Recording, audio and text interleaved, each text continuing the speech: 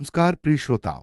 आज हम आपको सुनाने जा रहे हैं भगवान श्री कृष्ण की वो अद्भुत और रोमांचक कथा जो न केवल आपके मन को प्रसन्न कर देगी बल्कि आत्मा को भी शांति देगी। इस कथा में छुपा है एक गहरा रहस्य, एक ऐसी मुस्कान की शुरुआत जिसने पूरी दुनिया को प्रेम और आनंद से भर दिया। तो आए चाय या कॉफी का कप लेकर बैठ जाए और डूब जाए उस दिव्य लीला में जहां कथा की शुरुआत होती है द्वापर युग से, जब मथुरा नगरी पर एक अत्याचारी राजा कंस का राज था। कंस केवल एक राजा नहीं बल्कि एक राक्षस था जिसके दिल में डर और हाथों में खून था। उसकी क्रूरता से पूरा मथुरा कांपता था। लेकिन एक दिन आकाशवाणी ने उसकी जिंदगी बदल दी। एक दिन कंस के कानों में गूंजती है एक दिव्य आकाशवाणी, कंस, तेरी मृत्यु तेरी ही बहन देवकी के 8वें पुत्र के हाथों होगी। इस भविष्यवाणी ने कंस के दिल में डर बसा दिया। उसने तुरंत अपनी बहन देवकी और उनके पति वसुदेव को कारागार में डाल दिया। कारागार की दीवारों के बीच देवकी और वसुदेव की जिंदगी कैद हो गई। हर साल, हर महीने, हर दिन कंस उनके बच्चों की गिनती करता रहा। एक एक करके 7 बच्चों को उसने निर्दयता से मार डाला। मां बाप की आंखों में आंसू और दिल में दर्द था, लेकिन उनकी आस्था अडिग रही। लेकिन 8वां पुत्र कोई साधारण नहीं था, वो थे स्वयं भगवान विष्णु के अवतार श्री कृष्ण। उनके जन्म के लिए पूरा ब्रह्मांड तैयार हो रहा था। देवकी और वसुदेव की भक्ति, धैर्य और त्याग की परीक्षा पूरी हो चुकी थी। अब समय था जब श्री कृष्ण का जन्म होना था। वो रात अद्भुत थी। आकाश में चांदनी बिखरी थी, धरती पर सन्नाटा था, लेकिन ब्रह्मांड में उत्सव था। जैसे ही श्री कृष्ण का जन्म हुआ, कारागार के ताले अपने आप खुल गए, पहरेदार सो गए और यमुना नदी ने रास्ता दे दिया। यह सब ईश्वर की लीला थी। अब सवाल उठता है, भगवान को 8वें पुत्र के रूप में ही क्यों आना पड़ा? क्यों पहले, दूसरे या 5वें के रूप में नहीं? इसका उत्तर छुपा है कर्म के गहरे रहस्य में। कंस के पापों का हिसाब पूरा होना था और देवकी सुदेव की भक्ति की परीक्षा भी। अंश के पापों का फल उसे भोगना था। 7 बार माता का दर्द देखना, 7 बार निर्दोष शिशुओं को मारना, यही उसका कर्म था। जब तक उसका अहंकार पूरी तरह नहीं टूटा, तब तक श्री कृष्ण का जन्म नहीं हो सकता था। यह कर्मचक्र की गहराई है। देवकी और वसुदेव की भक्ति की परीक्षा भी जरूरी थी। 7 बार उन्होंने अपने बच्चों को खोया, लेकिन भगवान पर विश्वास नहीं छोड़ा। उनका धैर्य, त्याग और आस्था ही उन्हें श्री कृष्ण के माता पिता बनने योग्य बनाता है। यही भक्ति की सच्ची परिभाषा है। 8 का अंक भारतीय संस्कृति में पूर्णता का प्रतीक है। 8 दिशाएं, 8 सिद्धियां, 8 गुण, श्री कृष्ण में सब कुछ समाहित था। 8वें जन्म पर ही कर्मचक्र पूरा हुआ, कंस का अंत हुआ और धर्म की स्थापना हुई। यह अंक गहरा आध्यात्मिक अर्थ रखता है। पहले 7 जन्मों में भक्तों को तैयार किया गया। यशोदा, नंद बाबा, ग्वाल बाल, गोपियां, श्री कृष्ण के आगमन से पहले ही वातावरण भक्तिमय हो चुका था। सबकी आस्था, प्रेम और समर्पण ने श्री कृष्ण के लिए मार्ग प्रशस्त किया। श्री कृष्ण के जन्म के बाद उन्हें गोकुल पहुंचाया गया, जहां यशोदा और नंद बाबा ने उन्हें अपने पुत्र के रूप में अपनाया। उनका प्रेम, वात्सल्य और देखभाल श्री कृष्ण के बचपन को दिव्यता से भर देता है। गोकुल की गलियों में कृष्ण की बाल लीलाएं शुरू होती हैं। गोकुल में श्री कृष्ण की बाल लीलाएं शुरू होती हैं। मक्खन चुराना, ग्वाल बालों के साथ खेलना, गोपियों को छेड़ना, ये सब उनकी मासूमियत और चंचलता का प्रतीक है। गोकुल की गलियां कृष्ण के नाम से गूंजने लगती हैं। कंस को जब पता चला कि 8वां पुत्र बच गया है, उसकी चिंता और बढ़ गई। उसने गोकुल में श्री कृष्ण को मारने के लिए कई राक्षस भेजे, लेकिन हर बार श्री कृष्ण ने अपनी दिव्य शक्ति से उनका अंत किया। कंस ने सबसे पहले पूतना नामक राक्षसी को भेजा, जो बालक कृष्ण को मारने के लिए आई थी, लेकिन श्री कृष्ण ने अपनी लीला से पूतना का अंत कर दिया। यह घटना गोकुलवासियों के लिए चमत्कार से कम नहीं थी। इसके बाद कंस ने शक्टासुर नामक राक्षस को भेजा, जो एक भारी गाड़ी के रूप में आया था। श्री कृष्ण ने खेल खेल में ही उस गाड़ी को अपने पैरों से उलट दिया और शक्टासुर का अंत कर दिया।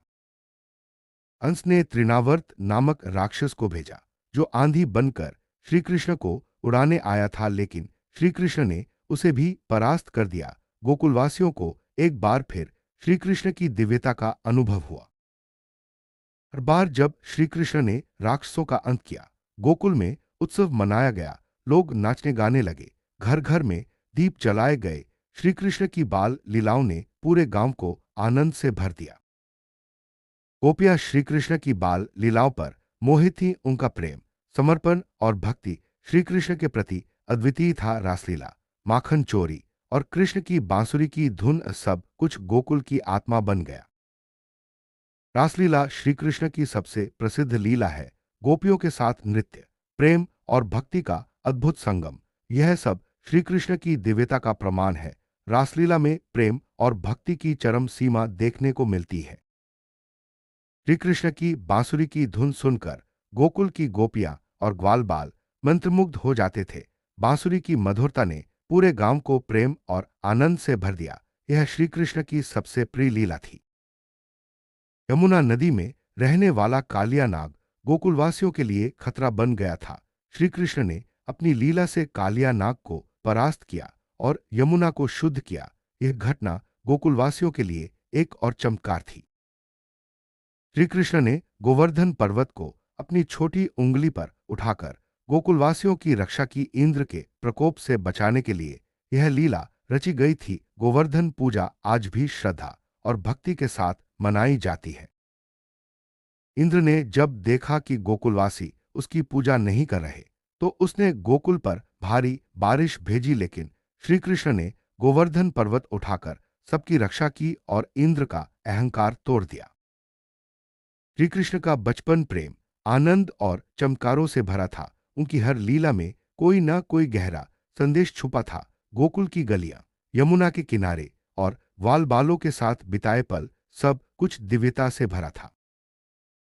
अंश ने जब देखा कि उसके सारे प्रयास विफल हो रहे हैं, तो उसने श्री कृष्ण और बलराम को मथुरा बुलाने की योजना बनाई। उसने अखाड़े में उन्हें मारने के लिए कई राक्षस और योद्धा बुलाए। मथुरा के अखाड़े में श्री कृष्ण और बलराम ने अद्भुत पराक्रम दिखाया। उन्होंने कंस के भेजे गए सभी राक्षसों और योद्धाओं को परास्त कर दिया। पूरा मथुरा उनकी वीरता देखकर दंग रह गया। अंत में श्री कृष्ण ने कंस का वध किया। कंस का अहंकार, पाप और अत्याचार यही समाप्त हो गया। मथुरा नगरी में धर्म की स्थापना हुई और सबने श्री कृष्ण का स्वागत किया। कंस के अंत के बाद मथुरा में धर्म और न्याय की स्थापना हुई। श्री कृष्ण ने अपने माता पिता देवकी सुदेव को मुक्त कराया और मथुरा को अत्याचार से मुक्त किया। श्री कृष्ण का जीवन केवल लीलाओं से भरा नहीं था, बल्कि हर घटना में एक गहरा संदेश छुपा था। उन्होंने प्रेम, भक्ति, त्याग और धर्म का मार्ग दिखाया। उनका जीवन आज भी सबको प्रेरणा देता है। महाभारत के युद्ध में श्री कृष्ण ने अर्जुन को गीता का उपदेश दिया। यह उपदेश आज भी जीवन के हर क्षेत्र में मार्गदर्शन करता है। श्री कृष्ण ने अर्जुन को धर्म, कर्तव्य और भक्ति का महत्व समझाया। भगवद गीता में श्री कृष्ण ने जीवन, कर्म, धर्म और मोक्ष के गुण रहस्य बताए। उन्होंने सिखाया कि जीवन में कर्म करते रहना चाहिए, फल की चिंता नहीं करनी चाहिए। यही गीता का सार है। श्री कृष्ण का प्रेम केवल गोपियों तक सीमित नहीं था। उनका प्रेम सर्वव्यापी था। माता पिता, मित्र, शत्रु, पशु पक्षी सभी के प्रति उनका जीवन प्रेम और करुणा का आदर्श है। श्री कृष्ण ने हमेशा दीन दुखियों की सहायता की। उन्होंने कभी किसी का भला करने में देर नहीं की। उनकी करुणा और दया आज भी सबके लिए प्रेरणा है। श्री कृष्ण की मित्रता सुदामा के साथ जग प्रसिद्ध है। उन्होंने दिखाया कि सच्चा मित्र वही है जो हर परिस्थिति में साथ निभाए। उनकी मित्रता आज भी आदर्श मानी जाती है। श्री कृष्ण ने हमेशा दूसरों के लिए त्याग किया। उन्होंने कभी अपने लिए कुछ नहीं चाहा। उनका जीवन त्याग और सेवा का प्रतीक है। श्री कृष्ण का जीवन केवल गंभीरता से भरा नहीं था। उनकी बाल लीलाओं में हास्य, चंचलता और आनंद भी था। उन्होंने सिखाया कि जीवन में मुस्कान जरूरी है। श्री कृष्ण ने अपने जीवन से सिखाया कि धर्म, प्रेम, भक्ति और सेवा ही जीवन का सार है। उन्होंने हर परिस्थिति में सही मार्ग दिखाया। श्री कृष्ण का जीवन हमें सिखाता है कि हर परिस्थिति में धैर्य, विश्वास और प्रेम बनाए रखना चाहिए। उनका जीवन प्रेरणा, शक्ति और भक्ति का स्रोत है। श्री कृष्ण ने अपना जीवन मानवता के कल्याण के लिए समर्पित किया। उनका अंत भी एक गहरा संदेश छोड़ गया। जीवन क्षणभंगुर है, लेकिन कर्म और भक्ति अमर है। श्री कृष्ण भले ही इस धरती से चले गए, लेकिन उनकी लीलाएं, शिक्षाएं और प्रेम आज भी जीवित हैं। उनका नाम, उनकी गाथा हर युग में गूंजती रहेगी।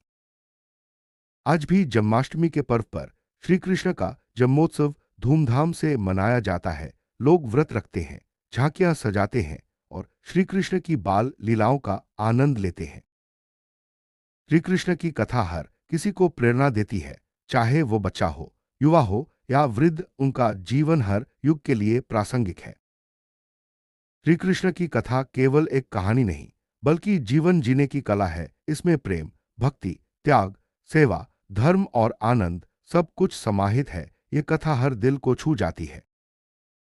आइए श्री कृष्ण की कथा से मिले संदेश को अपने जीवन में उतारे। प्रेम, भक्ति, सेवा और धर्म के मार्ग पर चले। श्री कृष्ण की मुस्कान हमेशा हमारे जीवन को रोशन करती रहे। यही इस कथा का सबसे बड़ा उपहार है।